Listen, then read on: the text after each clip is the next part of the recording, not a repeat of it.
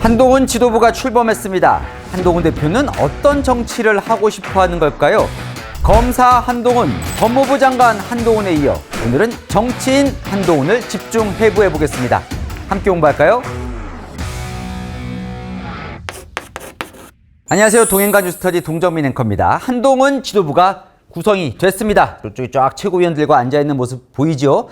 자, 저희가요, 한동훈 전격 해부 2편까지 했었습니다. 그죠? 1편은 학창 시절부터 검사 시절 중심으로 한번 알아봤었고요.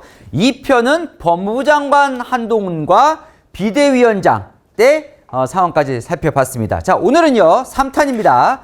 한동훈 전격 해부 3탄, 정치인 한동훈. 한동훈표 정치는 무엇일까요? 한동훈 대표는 지금 어떤 정치를 하려고 하는 걸까요? 한동훈의 사람들까지 오늘 한 방에 정리해 보겠습니다. 지금 시작합니다. 윤석열 대통령이 대선 때 얻은 득표율이 48.6%였습니다. 이번 총선 때 전국에서 다 얻은 지역구 득표를 국민의힘 후보들이 얻은 걸 딱 모아보니까 44.4%였습니다. 그러니까 대선 때 윤석열 대통령 찍었는데 총선 때 국민의힘 후보를 찍지 않은 사람이 몇 퍼센트예요? 그러면 4.2%포인트죠. 만약에 이번 총선 때 이만큼이 국민의힘 후보를 찍었다면 지금처럼 민주당이 압승하는 결과는 벌어지지 않았겠죠. 그럼 여기서 이제 진단을 해야 될 겁니다. 국민의힘은 총선에서 졌으니까요. 자, 이 4.2%포인트는 왜 안 나왔을까? 혹은 왜 안 찍었을까? 자, 여러분, 이게 퀴즈입니다. 생각해 보십시오. 대선 때 윤석열 후보를 찍고 총선 때 국민의힘 후보를 안 찍은 이 4.2%는 누구일까요? 1번은 보수층이 안 나온 거다. 2번은 중도층이 등을 돌린 거다. 지방선거 대선 어떻게 가야 하나? 그 진단의 출발점이기 때문에 아주 중요한 대목입니다. 자, 친윤 쪽은 욕이라고 생각하는 거고요. 한동훈 대표는 욕이라고 생각하는 거예요. 자, 그러면 친윤 쪽은 어떻게 생각하느냐? 보수층이 안 나온 거다, 이번 총선 때. 왜? 윤한 갈등이 벌어지면서 실망한 사람들이 총선장에 안 나왔다라는 게 이 친윤 쪽의 생각입니다. 반면 한동훈 대표는 뭐라고 얘기를 했어요? 이번 당대표 되고 나서 수락연설 때 했던 얘기입니다. 지난 대선 당시 국민의힘을 선택해 주셨던 분들은 다양한 생각과 철학을 가진 유권자들의 연합이었습니다. 저는 이 유권자 연합을 단시일 내에 복원하겠습니다. 다양한 생각과 철학을 가진 유권자들 중에 중도층이 안 나왔다는 겁니다. 한동훈 대표는 수락연설 때 무슨 얘기를 했냐면, 자, 보수와 진보의 인구 비가 과거에는 보수 3, 진보 2의 비중이었다면 이게 이제 바뀌었다는 거예요. 어떻게? 2대 3으로. 불리하게 밭이 바뀌었다는 겁니다. 무슨 얘기예요? 이 보수만 뭉쳐서는 도저히 승리할 수 없는 구조가 됐다. 그래서 이재명 민주당 대표가 그걸 믿고 마음대로 하는 거다. 그럼 보수가 승리하기 위해서는 어떻게 해야 되냐? 중도표를 끌어와야만 이 3을 넘을 수 있다는 게 한동훈 대표의 생각입니다. 그게 출발점이에요. 한동훈 대표는요, 이번 총선 때 보수는 영끌에서 다 나왔다고 생각을 하는 겁니다. 보수는 영끌에서 다 나온 게 44.4%. 그럼 안 나온 4.2%는 중도층이 대선 때는 윤석열 후보를 찍었는데 총선 때는 국민의힘을 안 찍었다. 그래서 다시 이 연합을 복원해야 한다라는 겁니다. 이게 출발점이에요. 정치인 한동훈의 머릿속에서 지금 이 국민의힘이 가야 할 길은 중수청이라고 하죠. 중도 수도권 청년을 잡지 않으면 지방선거 대선에서 절대 승리할 수 없다라는 게 한동훈 대표의 확고한 생각입니다. 그래서 뭐라고 했어요?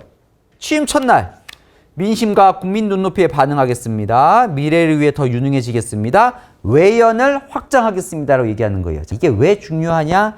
윤한 갈등의 출발점이기도 합니다. 여러분은 어떻게 생각하십니까?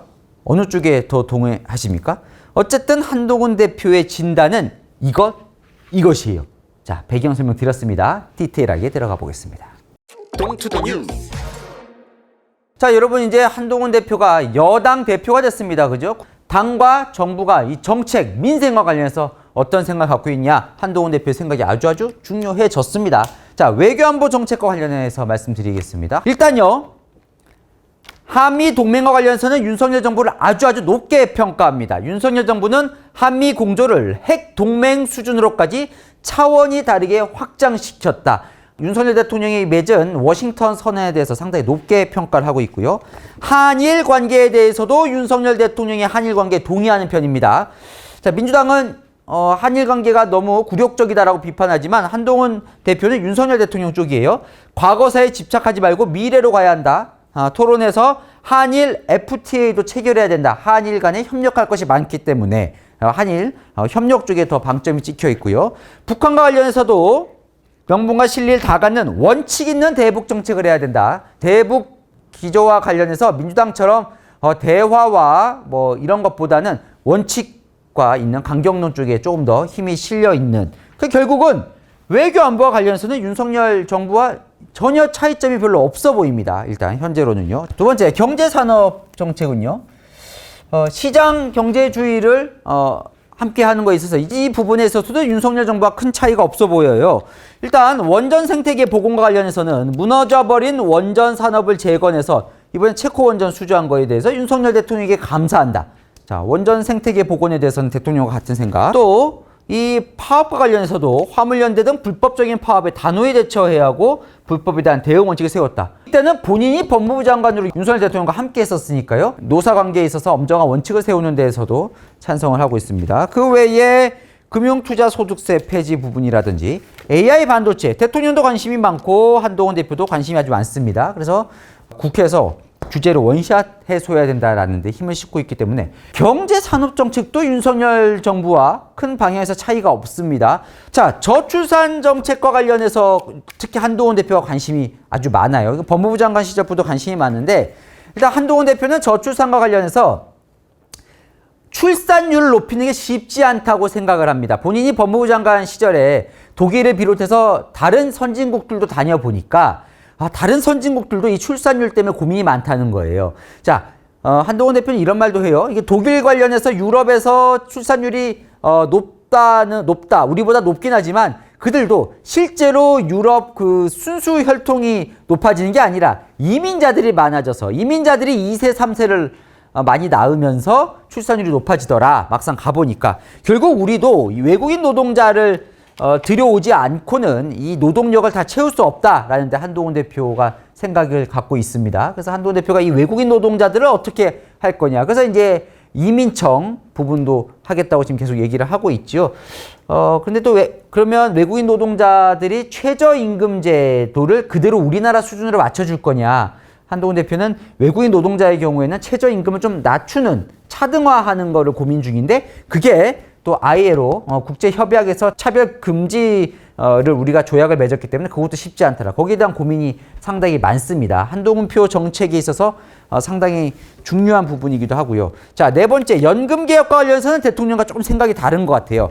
연금개혁과 관련해서는 윤석열 대통령은 빠르게 속도를 내서 개혁을 해야 한다는 쪽인데 한동훈 대표는 여기에 대해서는 상당히 좀 신중하게 봐야 한다. 지금 윤석열 정부가 논의하는 과정에서 빠진 게 바로 이 청년층과 논의하는 부분이 좀 소홀하다라고 생각을 하는 것 같습니다. 그러니까 지금 연금 개혁을 한다는 거는 결국 뭐예요? 40년, 50년에 연금이 고갈되는 것 때문에 지금 연금 개혁을 하고 있는 거잖아요. 그런데 지금 이 AI 기술이 막 발전되면서 성장률이 또 어떻게 바뀔지 모른다는 거죠. 그러니까 AI가 발달하면 노동력은 떨어지지만 성장률은 높아지는, 그렇게 따지면 노동자들은 일자리가 좀 줄어도 오히려 그들이 먹을 수 있는 또 파이는 많아질 수 있는 여러 가지 예측할 수 없는 상황 속에서 과연 2040년, 50년의 연금, 지금을 기준으로 2040년, 50년 연금 고갈될 것만 생각하고 이 청년들에게 연금의 부담을 많이 지우는 게 맞느냐라는 부분.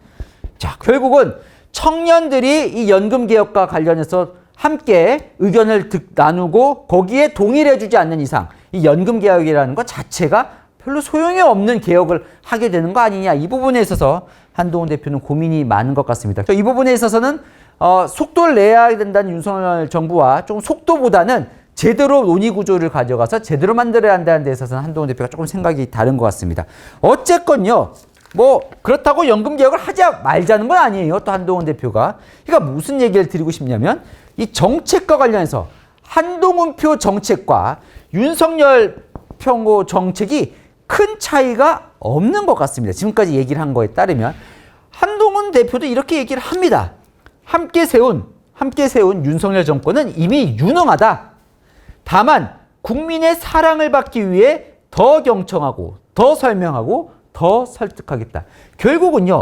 이 소통 부분에 있어서 부족했다라는 대목이에요. 근데 이 부분이 여기에 또 갈등의 지점이기도 합니다. 지금부터가 이제 중요한 한동훈표 정치입니다. 문제 이제 갈등 지점은 여기서부터 시작이 되는 거예요. 사실은 이 부분을 여러분이 잘 보셔야 과연 한동훈 대표가 진짜 본인이 원하는 대로 외연을 확장할 수 있을 것이냐 이 부분도 짚어낼 수 있을 것 같습니다. 자, 볼게요. 한동훈 대표가 아까 뭐라고 얘기했죠? 민심과 국민 눈높이에 더 반응하고 더 유능해지겠다라고 얘기를 했습니다. 이 생각을 왜 갖게 되느냐? 여러분 보시면요. 한동훈 대표가 정치를 시작하면서부터 지금 윤석열 대통령과 좀 갈라지게 되는 거 부분이거든요. 그러면 그 총선 때 어느 부분에서 갈라졌느냐를 보면 지금 한동훈표 정치의 앞길을 알 수 있는 겁니다. 자, 첫 번째 다퉜던 갈등이 있었던 부분이 바로 이종섭 주 호주대사 임명 부분입니다.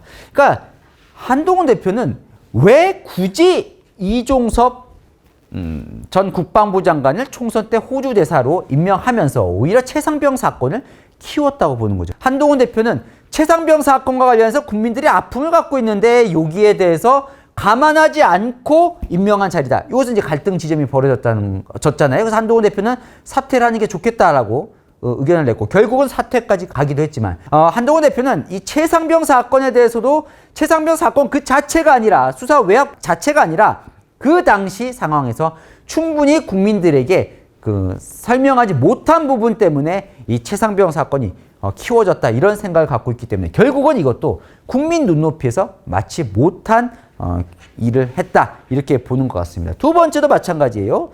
자, 충돌 지점 바로 의료개혁 부분이었죠. 한동훈 대표는 총선 전에 정원 2,000명, 의대 정원 2,000명을 못 박지 않기를 바랐습니다.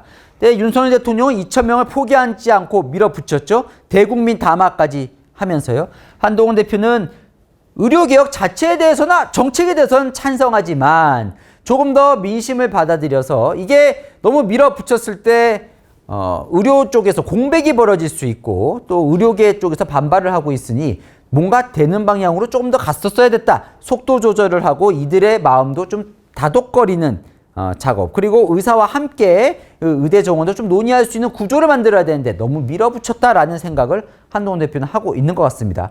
세 번째, 자 R&D 예산 삭감 부분에 있어서도 네, 총선에서 한동훈 대표는 아쉬움을 좀 드러내는 것 같습니다. 이것도 결국은 R&D 예산 이번 올해부터 다시 복원이 됐죠. 자, 네 번째 이 대파 논란인데 이 부분도 그런 거예요. 한동훈 대표도 당시에 윤석열 대통령이 이 대파 관련해서 민주당의 공격이 좀 터무니없는 왜곡 공격이다라고 생각은 하고 있어요. 한동훈 대표도 얘기를 들어보면 주변에 한 얘기를 들어보면 그런데 당시에 이 대파 사건이 터졌을 때 용산이나 대통령실에서도 빨리 진압을 했으면 대파 가격이 875원이라고 대통령이 얘기한 게 아니라 당시에 이 마트에서 싸게 이제 할인 행사를 하니까 875원 정도면 괜찮겠다라고 얘기를 한 건데 그래 이제 대파를 875원으로 이제 대통령이 얘기한 것처럼 공격을 당했잖아요. 당시에도 빨리 소통을 해서 국민 눈높이에서 설명을 잘했으면 커지지 않을 것들. 그러니까 속도가 늦다. 이 민심에 반응하는 물론 용산 대통령실 생각은 좀 다른 것 같습니다. 이럴 때 자 뭔가 한동훈 대표 말처럼 왜곡으로 공격을 당하고 있으면 한동훈 대표가 좀 앞장서서 당해서 이건 오해다. 대통령은 그러지 않다라고 설명을 해줘야 되는데 본인이 대통령을 위해서 좀 막아주기도 하고 적극적으로 설명도 해줘야 되는데 용산 탓만 하고 본인은 아무것도 안 하더라 라는 섭섭함이 또 있는 거죠. 용산 쪽에서는 한동훈 대표에 대해서는. 근데 한동훈 대표는 자기가 총선에 열심히 뛰고 있는데 이런 것들로 인해서 찬물을 끼얹었다. 여기서 이제 또 생각이 다른 거고요. 한동훈 대표가 전당대회 출마하면서 뭘 들고 나왔어요? 최상병 특검법 제3자 추천안을 들고 나왔잖아요. 이것도 같은 맥락으로 보시면 될 것 같습니다. 최상병 특검이 어쨌건 국민의힘에게는 악재처럼, 왜냐하면 민심 자체는 최상병 특검법을 해야 한다는 쪽이 더 많으니까 악재 속에서 그냥 소극적으로 안 돼만 하다가는 끌려가더라. 이런 것들을 봤더니 선제적으로 프레임을 적극적으로 바꿔야 되겠다라는 생각을 한동훈 대표가 하는 것 같고, 최근에 티몬 위메프 사태가 터졌을 때도 한동훈 대표가 뭐라 그랬어요? 국회 정무위원회를 소집하라고 했습니다. 이 당시에 여당 정무위 의원 중에 상당수는 부정적으로 얘기를 했어요. 왜냐하면 티몬 위메프는 어쨌든 정부가 관리를 해야 하는 부분이 있는데 그 부분에 있어서 오히려 정부 책임론이 커질 수 있다. 이 정부 책임론. 이 여당은요, 이 정부 책임에 있어서 늘 뭔가 사건이 커질까봐 약간 소극적으로 되는 경향이 있습니다. 다 이 사태도 마찬가지예요. 그러면 한동훈표 정치, 당은 어떻게 가야 되느냐? 한동훈 대표 생각은 당이 빨라져야 된다는 거예요. 속도가 빨라져야 된다. 자, 그래서 이 여의도 연구원, 싱크탱크죠? 여의도 연구원이라면 이 싱크탱크를 바꿔야 된다고 생각을 하고 이 작업에 바로 착수를 한다고 합니다. 본인이 이 공언을 했습니다. 그러니까 여의도 연구원은 여론조사 기능을 강화하고, 그러니까 민심을 들어야 되잖아요. 그러니까 여의도 연구원의 이 여론조사 기능은 강화하고, 다만 이 정책 부분에 있어서는 여의도 연구원이 상당히 인력도 적고 하니까 이 부분에 있어서는 뭘 하겠다? 아웃소싱을 좀 해보겠다. 자, 외부 민간 기관이 민생 정책 관련해서 아이디어도 많고 현장도 더 잘하는 부분이 있더라. 그래서 그 부분에 있어서는 정부의 공백을 좀 메울 수 있는 새로운 아이디어도 내고 새로운 정책도 좀 내보겠다, 당에서. 이 부분은 아웃소싱을 한번 해보겠다라는 생각을 하는 거고, 또 하나의 축으로 청년, 아까 뭐라 그랬죠? 중도 수도권 청년을 잡지 못하면 대선에서 이길 수 없기 때문에 이 청년 표심을 얻어야 되는데, 그러기 위해서는 청년 정치인들을 일단 좀 육성을 해보겠다. 보수 정치인의 교육. 왜냐하면 한동훈 대표가 많이 아쉬워하는 부분에 있어서 이 스피커라고 하는데요, 보수의 전사가 없다. 야당에 비해서, 진보 전사에 비해서 이 부분을 키워야겠다라는 게 또 한동훈 표 정치 당 부분에 있어서 상당히 신경 쓰는 대목입니다. 그러니까 이 보수 전사, 이 청년 전사를, 보수 전사를 키우기 위한 교육기관이라든지 연수 부분을 신경 써야겠다. 요 세 가지 카테고리 속에서 싱크탱크를 개편하겠다라고 밝혔습니다. 그런 측면에서 이제 청년 정치인들이 활동할 수 있도록 지구당 부활을 해야 한다. 이건 제가 동인가 뉴스터디에서 자세하게 두 편에 있어서 설명을 드렸으니까 궁금하시면 보시면 될 것 같고요. 또 하나, 한동훈표 또 다른 정치의 축은 정치 개혁이죠. 이 부분에 있어서도 또 제가 설명해 드리지만 이 부분은 또 의원과 좀 갈등 지점이기도 한데, 국회의원들 특권이 많다. 불체포 특권 포기하고 출판 기념회를 빙자해서 좀 합법적인지 불법적인지 선을 넘나드는 투명하지 못한 돈을 받더라. 출판 기념회 금지. 재판을 받는 동안, 국회의원이 잘못해서 재판받는 동안에는 세비를 받지 말아야 된다. 이게 또 이제 폭탄인데, 국회의원을 250명으로 낮춰야 된다. 제가요, 한동훈 대표가 당대표로 선출된 날, 제가 뉴스A, 메인뉴스 뉴스A에서 한동훈 대표와 질문할 때 제가 일부러 물었습니다. 이 부분에 있어서는. 왜냐면, 이제, 당대표 전까지는 또 비상대책위원장 할 때는 국민들한테 인기 얻으려고 이런 거 이제 하겠다고 했는데, 사실 당대표 되고 나서는 국민의힘 의원들 눈치도 봐야 되니까 안 할 수도 있잖아요. 그래서 제가 물었어요. 불체포 특권 250명 국회의원 정수 축소하고 이런 거 하겠냐? 그랬더니 한동훈 대표가 단호하게 약속 지키겠다고 저희 채널의 뉴스A 인터뷰 시청자에게 약속을 했습니다. 단호히 지키겠다고 얘기를 했으니까 한번 지켜봐야 될 것 같아요, 이 부분은. 자, 그러면 이런 한동훈표 정치를 어떤 사람들과 같이 하려고 하느냐 한번 볼게요. 자, 한동훈 대표가 정치에 입문한 게 생각해 보시면 이제 12월에 입문했으니까요. 이제 7개월, 8개월을 향해 갑니다. 그래서 상당히 짧죠. 이게 무슨 얘기냐면 한동훈표 사람들이라고 할 만한 사람들이 이렇게 많지가 않은 거예요. 이 부분 잘 보셔야 됩니다. 예. 일단 한동훈표 사람들 누가 있어요? 한동훈 대표와 함께 비상대책위원회를 꾸렸던 사람들입니다.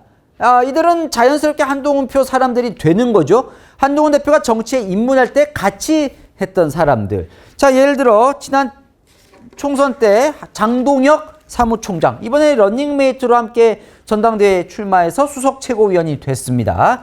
자, 박정아 비대위 수석 대변인이 지금 비서실장이 됐지요. 한지아 비대위원 비례대표로 지금 한동훈 대표와 함께 정치하고 있고요. 김예지 비대위원, 장애인 비대위원도 지금 한동훈 대표와 함께 지금 비례대표로 또 활동하게 됐고, 김경률 비대위원은 지금 당에 없죠. 그죠? 근데 외곽에서 서포트하는 역할을 지금 해주고 있고, 구자룡 비대위원도 지금 이제 외곽에서 서포트하는 이런 부분이 어쨌건 한동훈 대표의 하나의 축이 되고, 그래봤자 몇 명 되지 않죠. 자, 총선과 전당대회를 거치면서 조금 확장이 됐습니다. 이 한동훈계가. 한동훈계라고 이제 시작이 점점 벌어지는데, 예를 들어 총선 때 이제 가까워진 게 배현진 의원, 고동진 의원, 이제 총선 때 가까워졌어요. 한동훈 대표 주변 얘기를 들어보면 이 두 사람이, 한동훈 대표가 이제 총선 때 전국을 돌아다녔잖아요. 이제 전국 돌아다닐 때 좀 자기가 너무 힘드니까 좀 이렇게 같이 와서 좀 도와줘서 좀 이렇게 연설해 줄 수 있는 사람을 찾았는데, 워낙 이번 총선이 어렵지 않았습니까? 국민의힘 입장에서는. 그러니까 제 코가 석자니까 도와주러 올 사람이 없었던 거예요. 근데 이 두 사람이 어쨌건 총선 때 한동훈 대표가 필요할 때 옆에 좀 도와줬나 봐요. 그러니까 한동훈 대표가 좀 고마운 마음을 갖고 있다, 이런 얘기를 하더라고요. 그러니까 어쨌든 좀 가까워졌습니다. 그때 또 가까워진 게 신지호 전 의원. 왜냐면 한동훈 대표가 이제 총선 때 상당히 수세에 몰리면서 뭘 띄웠냐면 2조 심판이라는 걸 띄웠잖아요. 그러니까 이재명 대표와 조국 대표를 심판해야 된다. 뭐 이거를 꺼낸 게 잘못이라고 또 공격도 이제 받고는 있지만, 어쨌건 그때 2조 심판을 띄웠을 때 또 이거를 누가 좀 해줬으면 좋겠는데 잘 안 하더라는 거예요. 아무도 여권에서. 근데 이제 신지호 전 의원이 당시 2조 심판 위원장을 맡아서 이 2조 심판을 이재명 대표와 조국 대표 공격을 많이 했거든요. 그러니까 그러다 보니까 이제 신지호 전 의원에게 좀 고마운 마음이 있고, 결국 한동훈 캠프 이번에 종합상원실장을 했었죠. 좀 확장이 된 겁니다. 그 외에 이제 좀 약한 친윤 쪽, 친윤인데 좀 약한 친윤 쪽, 송석준 의원, 전당대회 때 이제 점점 확장이 되면서 이제 서범수 의원, 이번에 사무총장이 됐죠. 서범수 의원 사무총장 됐고, 그다음에 뭐 이런 홍영님 민주연구위원장. 자, 그런데 그래도 많지가 않아요. 한동훈 표 사람들이라는 게. 자, 이게 이제 지금 사실은 이 부분이 상당히 재밌는 부분인데, 여러분, 그래서 요즘 국민의힘에서 유행하는 말이 뭐예요? 주윤, 야한. 낮에는 친윤인데 밤에는 친한이다. 자, 무슨 얘기냐면 이번 총선이 끝났습니다. 지금 국민의힘이 108석이 됐죠. 근데 이 108석의 상당수는 친윤입니다. 네. 그럴 수밖에 없죠. 자, 윤석열 대통령이 되기 전 후보 때까지 하면 한 3년 동안 국민의힘의 주인은 사실상 윤석열 대통령이었던 거예요. 그러다 보니까 이번 공천도 그렇고 총선 때도 그렇고 살아남은 쪽은 친윤. 그런데 원래는 친윤이 한동훈 대표가 가까웠어요. 한동훈 대표 자체가 윤석열 대통령과 함께 사실은 뭐 대선부터 법무부 장관까지 같이 했으니까. 그런데 한동훈 대표가 윤석열 대통령과 갈라지기 시작한 게 결과적으로는 7개월밖에 안 되는 거예요. 그러니까 대다수는 친윤이에요. 한동훈 7개월 사이에 한동훈 표 사람들이라고 하는 건 요 정도 생긴 거예요. 근데 사실 따지고 보면 배현진 의원도 친윤이죠. 그죠? 배현진 의원도 대통령 취임하기 전에 그 인수위에 있었잖아요. 그죠? 대변인 했었잖아요. 그러니까 무슨 얘기냐면 갑자기 다 친윤이었는데 여기 한동훈 대표가 대통령과 좀 멀어지면서 총선 전당대회 국면에서 갈등이 벌어지면서 이게 나뉘기 시작하는 상황. 그러면 대다수 의원들은 뭐냐? 대다수는 뭘 하는 거예요? 눈치를 보는 거죠. 야, 이거 어떻게 해야 되냐? 이거 어떻게 해야 되냐? 원래는 이 둘이 같은 편인 줄 알았는데 지금 좀 갈라지는 상황. 어디로 가야 되냐? 그러다 보니까 낮에는 친윤, 밤에는 친한, 준윤여한. 김재섭 의원은 뭐라고 합니까? 김재섭 의원은 사실은 친윤도 아니고 친한도 아닌 약간 독자적인 지금인데 주윤야안이 일단 지금 현재 20, 30명쯤은 된다.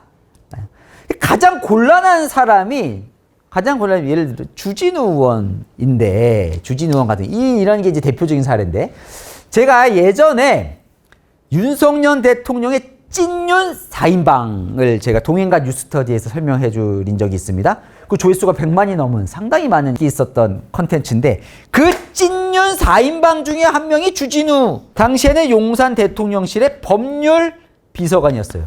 대통령과 함께 검사 시절에 함께 했던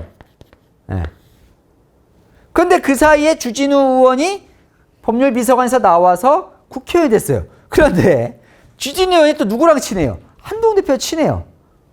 물론 검사 때도 있었지만 법률 비서관이 이제 주로 법무부 장관과 같이 상의를 많이 하거든요. 이 정부에서. 그러니까 법무부 장관, 법률 비서관으로 더 친해졌어요. 그러다 보니까 주진우 의원은 친윤 쪽에서는 저 친한으로 갔다. 친한 쪽에서는 저 대통령하고 친한 거야. 본인이 좀 애매한 상황에 처했는데 그냥 대표적인 사례고 본인은 지금 그래서 양쪽에 다 관계를 유지하려고 노력을 하고 있는데 주진우 의원은 실제로 윤석열 대통령과 한동훈 대표 모두에게 애정을 갖고 있으니까.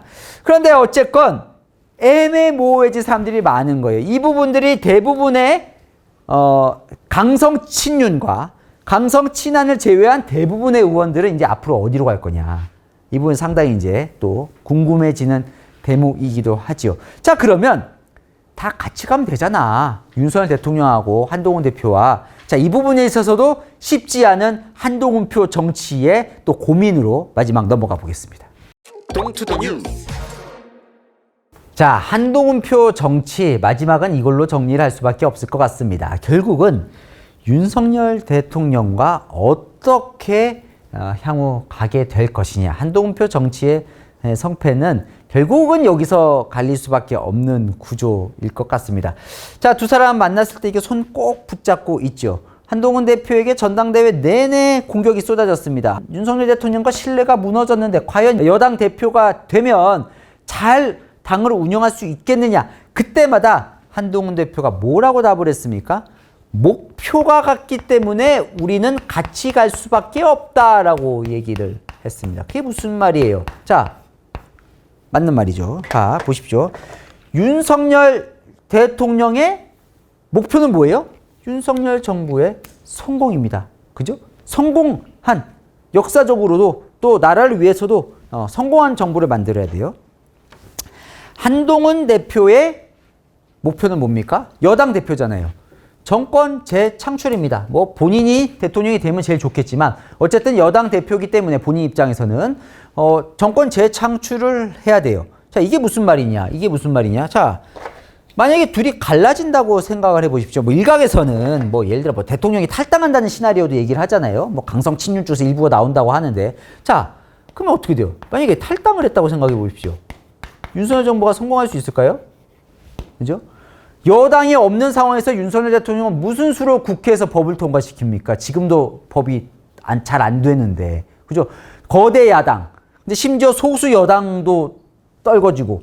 그러면 국회 의석수도 없이 그 사이에 총선도 없잖아요. 그죠? 선거도 없는데 탈당한다는 것은 사실 윤석열 정부 성공을 거의 포기한다는 뜻과 같게 될 가능성이 크죠. 그러면 한동훈 대표 입장에서는 윤석열 대통령이 탈당하면 좋을까요? 정권 재창출이라는 건 뭐예요? 지금 집토끼, 그러니까 흔히 말하는 보수층은 다 끌어모으고 또 거기에 아까 말한 중도층을 얹어도 지금 다음 대선에서 이길까 말까 한데 여기가 보수층이 갈라져 버리면 무슨 수로 정권 재창출을 하겠습니까? 그죠? 그러니까 한동훈 대표가 정권 재창출을 하기 위해서도 윤석열 대통령과 함께 가야 한다. 목표가 같은 거는 맞는 말인 것 같습니다. 그죠? 이건 이해가 되죠. 그런데 왜 아슬아슬할 수밖에 없느냐? 가는 길이 자, 아슬아슬할 수밖에 없는 이유를 설명을 해 드릴 겁니다. 왜? 자, 윤석열 정부가 성공하기 위해서는 어떻게 해야 돼요? 지지율이 높아야 돼요. 그죠? 근데 지지율이 높다는 건 뭐예요? 가장 중요한 건 보수층이 하나로 딱 뭉쳐줘야 돼요. 자기 편으로. 그러니까 사실은 지지율이 40%만 넘어가도 상당히 탄력을 받을 수 있어요. 그런데 오히려 자기 지지층, 보수층이 무너져 버리면 지지율이 20%대, 10%대까지 내려갈 수 있어요. 과거 대통령을 보면. 그러니까 보통 대통령의 지지율을 좌우하는 거는 자기 지지층입니다. 정권의 성공을 지키는 데 있어서는 지지율에 있어서는 저지선이 어디에 처지느냐가 상당히 중요합니다.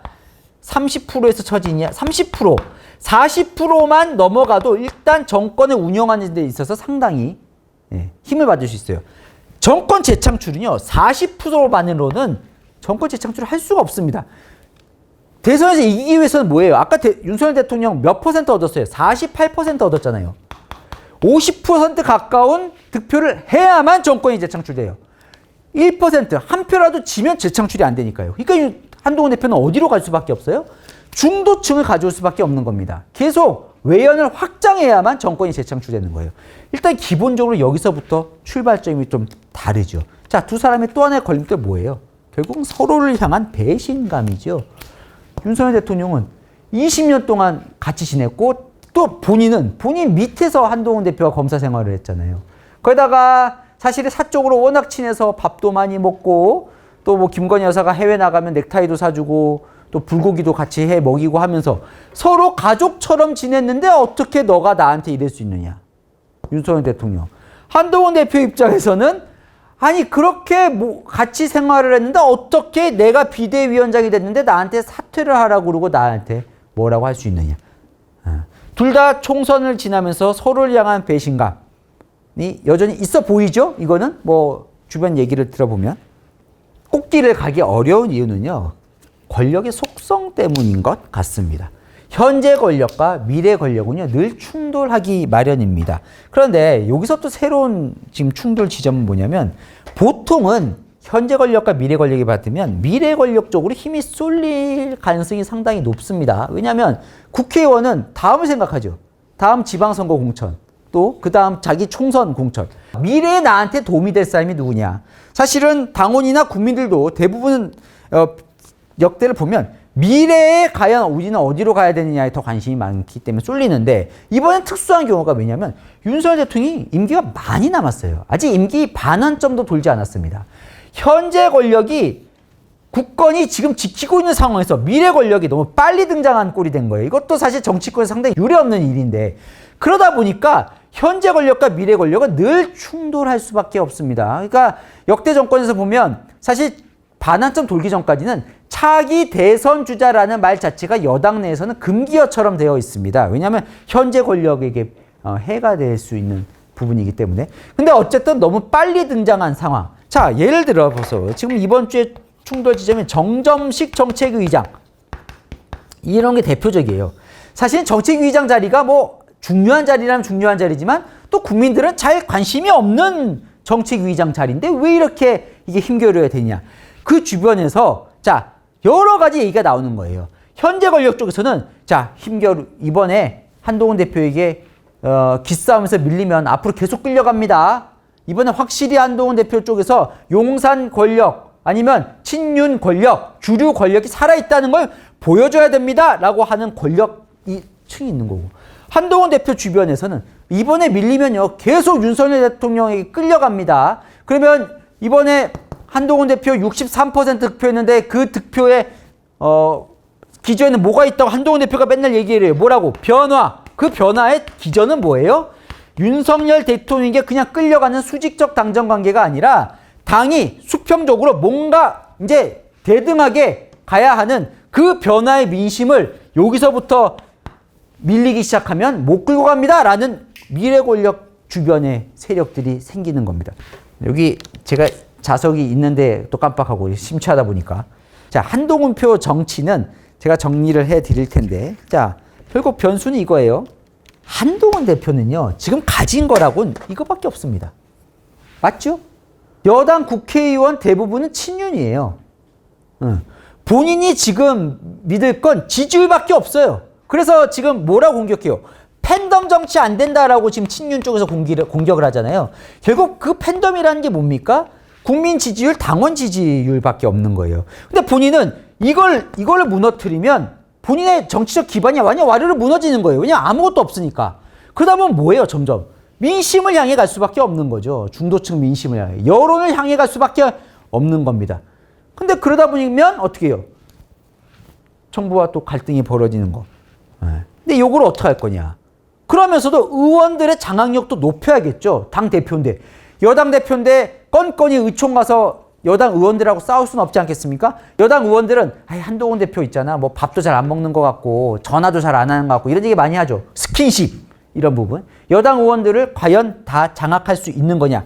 또 하나 아까 뭐라 그랬어요. 한동훈 대표 지금 이거와 충돌한 지점. 정치개혁 하겠다 그랬죠. 정치개혁의 상당수가 뭐예요? 국회의원이 가지고 있는 기득권과 특권을 뺏는 거예요. 의원들이 좋아하겠습니까? 여당 의원이라도 안 좋아하겠죠. 근데 그런 걸 왜 해요? 한동훈 대표가? 국민들이 좋아하니까. 정치개혁을. 그러면 그래서 국민 지지에는 도움이 되는데 국회의원들 민심을 얻는 데는 도움이 안 돼요. 과연 그거를 설득하면서 장악해서 둘 다를 가져갈 수 있느냐. 마지막 세 번째 이 대통령과 미래 권력과 현재 권력, 이 권력의 속성을 어떻게 딛고. 근데 가장 중요한 이유는 뭐라고 그랬죠? 아까 정권 재창출과 윤석열 정부 성공을 위해서는 둘은 갈라지면 안 돼요. 그죠? 두 사람 모두. 이 상황에서 어떻게 아슬아슬한 관계를 계속 이어나갈 것이냐. 한동훈의 정치. 상당히 쉬운 길은 아닌 걸로 보입니다. 지금 제가 설명드린 바에 따르면.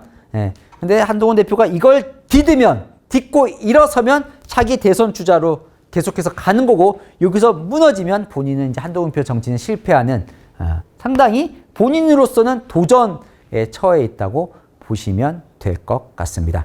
자, 제가 한동훈 표 집중회부, 한동훈 대표가 주변에 하는 얘기 또 용산에서 나오는 얘기들을 다 제가 종합해서 일단 정리를 해드렸습니다.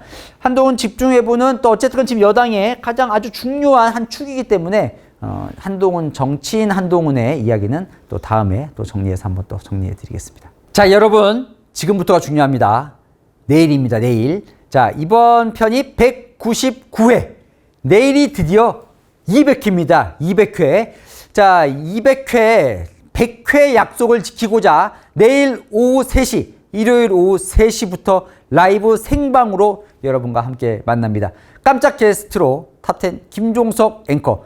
지난번 100회 때 저한테 나오겠다고 약속을 했다가요. 약속은 지켜야죠. 그죠?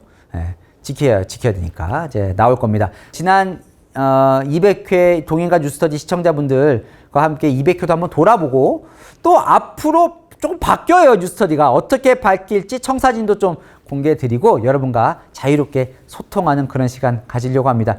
여러분이 오지 않으시면 아무 의미 없는 자리가 됩니다. 내일 오후 3시 여러분 바쁘시더라도 꼭 함께 해주시면 감사하겠습니다. 복잡한데 궁금한 이슈 댓글로 남겨주시면 제가 대신 풀어드리겠습니다. 아시죠? 평일 오후 7시엔 뉴스데이, 주말 오후 3시엔 동인가 뉴스터디, 특히 내일 오후 3시는 라이브로 진행됩니다. 오늘 순서 여기까지입니다. 감사합니다.